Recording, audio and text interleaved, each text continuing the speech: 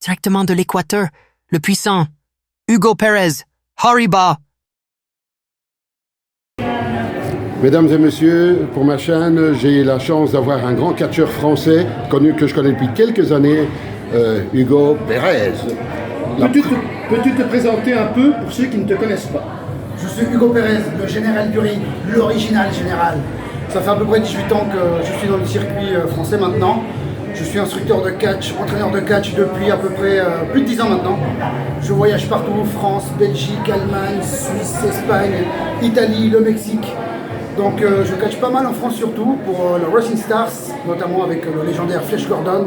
J'étais CMLL au Mexique. Et j'ai fait plein de promotions aussi européennes très très intéressantes. Voilà. Pourquoi as-tu choisi le catch et as-tu fait d'autres sports de combat? Pourquoi j'ai choisi le catch? Le catch m'a choisi plutôt. Je baigne dedans depuis tout petit ma naissance. Ma famille, une famille de catcheurs, de promoteurs en Amérique du Sud. Je suis originaire de l'Équateur, donc je baigne dedans depuis tout petit. J'ai redécouvert ça après dans mon adolescence. Et à partir de là, je me suis dit il est temps de m'y mettre. Avant d'arriver au catch, d'accéder au catch, je suis passé par le karaté, je suis passé par la natation, par des sports comme l'escrime, je suis passé par le tir à l'arc aussi, donc, et de la lutte. Ensuite, juste avant le catch, j'ai commencé la lutte et pancrace. Okay. Quel est ton meilleur souvenir de carrière? Mon meilleur souvenir de carrière, ça reste sans aucun doute ma participation dans la mythique Arena Mexico, sur le ring de l'Arena Mexico pour le CMLL. Donc la CMLL, c'est la fédération la plus ancienne au monde en activité. Certains pensent que c'est la NWA, mais en fait non, la NWA n'est plus ce qu'elle était il y a encore quelques années. Donc voilà, c'était la plus grosse expérience. Voir des légendes du catch mexicain là-bas, des légendes du catch mondial. J'ai aussi des belles expériences, notamment celle-ci, qui s'est déroulée en Hollande. Le général manager invité, guest de cet événement-là était nul autre que Ricky Steamboat. À la fin du show, il nous a tous réunis dans les vestiaires. Ce soir-là, j'avais affronté un super catcheur hollandais, Kenzo Richard. Ah oui. Et donc, Ricky Steamboat nous a tous rassemblés. Il a appelé Hugo, est-ce que tu peux venir? Kenzo, est-ce que tu peux venir? Et devant tout le monde, il nous a dit, si vous voulez comprendre le catch, vous voulez voir des bons workers, des personnes qui ont compris ce que c'est le catch, vous regardez Hugo, vous regardez Kenzo. Et ça, c'est aussi un super souvenir. D'accord. Justement, as-tu des modèles de catcheurs préférés? Mes modèles de catcheurs préférés, ce sont les catcheurs mexicains, surtout des années 90. Je pense notamment à Dr Wagner Senior. Par la suite, on a eu Dr Wagner Junior. Je pense à Nitro Touareg, Nitro qui est venu faire pas mal de stages en Belgique, qui fait pas mal de stages ici en France. Et du côté des États-Unis, pas mal de personnes, toujours un peu dans le style high flying, donc avec très technique, avec Eddie Guerrero, Chris Benoit et des mecs de ce gabarit-là. Quel était ton catcheur le plus coriace à ce jour? Alors à ce jour, j'ai encore parlé d'un catcheur flamand, si on peut dire ça comme ça. Je pense à Marc Kodiak. Habituellement, c'est moi qui soulève les mecs, c'est moi qui leur en fous plein la gueule. Mais ce jour-là, j'ai eu un mec, voilà, qui a carrément renversé la situation et qui m'a fait souffrir sur le ring. De la bonne façon, très sportivement, c'était Marc Kodiak. J'ai jamais vu un catcheur aussi rude, aussi fort. Et franchement, c'était vraiment une performance sportive à avoir contre lui. C'était vraiment un défi sportif. Et catcheur belge, tu peux en citer un ou pas? Et en catcheur belge, je pense tout simplement à Michel Etienne, Dark Mondo, bien évidemment, un autre colosse. On a eu pas mal d'opportunités de faire équipe, d'être l'un contre l'autre aussi.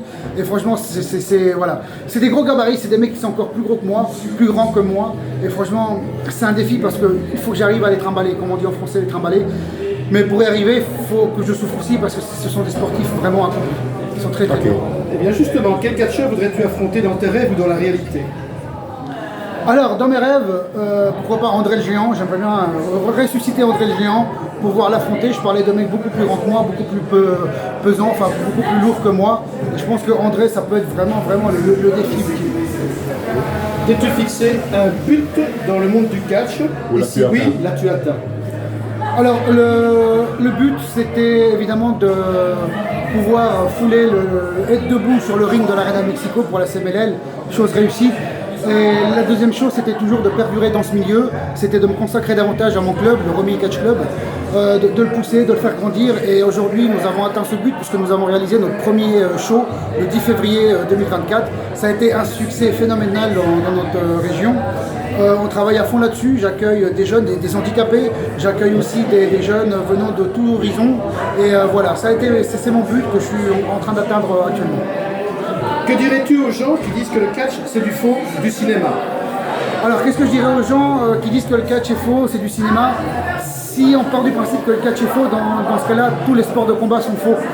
Parce que beaucoup de fois on s'entraîne avec les mêmes adversaires, ça peut arriver, on apprend les mêmes techniques, on apprend à faire des enchaînements d'esquive, d'attaque, et ça se retrouve dans la boxe, dans le MMA, et le catch c'est pareil. Non, le catch n'est pas faux, on souffre beaucoup, il y a vraiment, le corps est dans une souffrance constante pour offrir le meilleur au public, donc non, le catch n'est pas faux. Actuellement j'ai 34 ans, j'ai de l'arthrose à la cheville, parce que ça reste quelque chose de vrai, où on souffre beaucoup et le corps n'est pas fait pour ça. As-tu des enfants? Et si c'est le cas, leur conseillerais-tu de faire du catch? Alors j'ai des enfants, non. Bon, j'ai trois chats, un chien, si ça compte, je sais pas. Mais non. Mais dans tous les cas, je pense qu'on peut encourager les enfants à la pratique sportive avant d'atterrir au catch, aller à la lutte, aller dans les sports comme le karaté, le judo, aller connaître vos limites dans des sports un peu plus soft, on va dire, sans les dénigrer, mais un peu plus soft que le catch. Alors oui, soutenons quand même la pratique sportive avant tout. Pourrais-tu nous dire pour quelle structure tu travailles ou pour quelle structure tu voudrais travailler? Actuellement, comme j'ai dit, je suis quasiment à temps plein pour la Rising Stars du légendaire Flash Gordon en France. Les structures pour lesquelles je voudrais travailler, pourquoi pas commencer à m'orienter, faire des petits trucs pour la WWE, pourquoi pas. Mon but principal, donc, c'était le CMLL, donc au Mexique. J'ai travaillé pour atterrir là-bas, pour me retrouver là-bas, donc chose faite. Maintenant, pourquoi pas m'orienter vers, pourquoi pas la WWE. D'après toi, peut-on vivre du catch? En Belgique ou en France? Est-ce qu'on peut vivre du catch? Oui, c'est possible, tout à fait, c'est possible. Mais il faut vraiment travailler à fond sur plein d'aspects, pas juste se concentrer sur les combats. Moi, actuellement, par exemple, j'ai mon club, j'entraîne des personnes, donc oui, il y a moyen. Pour toi, à partir de quel âge peut-on commencer le catch et quels conseils donnerais-tu? Alors, le catch, à proprement parler, je pense qu'on peut le commencer à 13-14 ans, en étant déjà quand même un peu costaud. Pour ce qui me concerne, j'ai commencé à l'âge de 15 ans. Mais j'avais déjà mon background en karaté, j'avais déjà mon background en lutte amateur, hein. Donc, et puis j'avais déjà mon physique, hein. J'étais déjà quand même un bon petit gabarit pour mon âge. Donc je pense qu'à partir des 13-14 ans, on peut vraiment commencer avec le catch si on a déjà pratiqué un autre sport de combat avant. Un tout grand merci. Arriba!